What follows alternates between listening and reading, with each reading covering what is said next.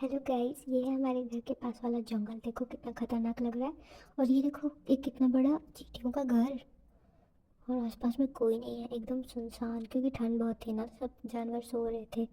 और फिर हमको मिल गए हमारे प्यारे प्यारे दोस्त, जिनको खाना खिलाने के लिए हम उस जंगल में गए थे। तो हमने फिर अपना लिफाफा जो हम साथ में लेके आए थे, जिसमें बहुत सारा खाना था, हमने निकाल के इन क्यूट क्यूट से प्यारे प्यारे से बंदरों को देना शुरू कर लिया। ऐसा लग रहा था जैसे ये अभी अभी उठे हैं, क्योंकि ठंड इतनी थी ना। ये 11 बजे का टाइम है सुबह, और अभी भी बादल इतने घने और बिल्कुल काला काला मौसम लग रहा था। देखो कैसे क्यूट से बंदर ले लेके हमसे कुछ रोटी खा रहे हैं, कुछ मूंगफलियाँ खा रहे हैं। और फिर पीछे से गौ माता भी आ गई। यहाँ पे बहुत सारी गौ माता रहती है।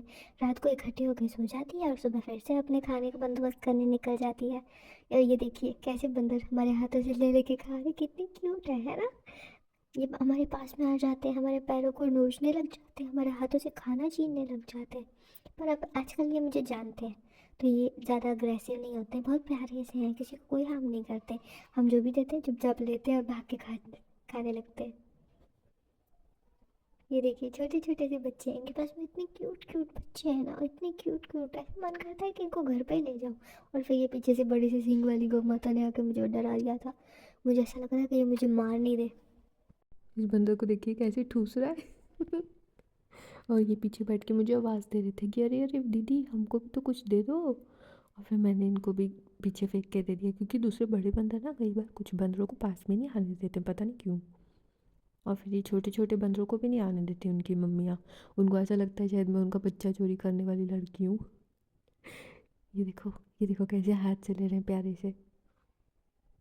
अब इन्होंने पेट भर के खा लिया था, और अब ये बस मेरा मुंह देख रहे थे और टाइम पास कर रहे थे, और इतने में ये बहुत सारी रोटी मेरे हाथ से छीन के भाग गया।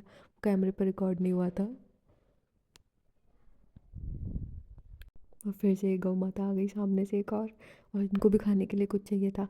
फिर मैंने बाद में इनको एक रोटी दे दी, पर मुझे बहुत डर लग रहा था, इतने में पीछे से बहुत जोर से लड़ाई हो गई थी। एक सांड आ गया था और दूसरी गाय ने उस सांड को बहुत मारा। मुझे ऐसा लग रहा था कि मुझे ही ना मार दे।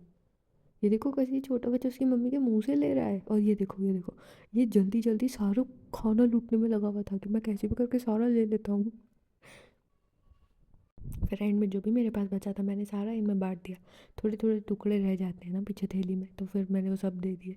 पर फिर भी मुझे ऐसा लगता है इनको जितना खिलाओ उतना कम है, काश भगवान मुझे बहुत सारा दे और मैं इनमें बांट के आ जाऊँ।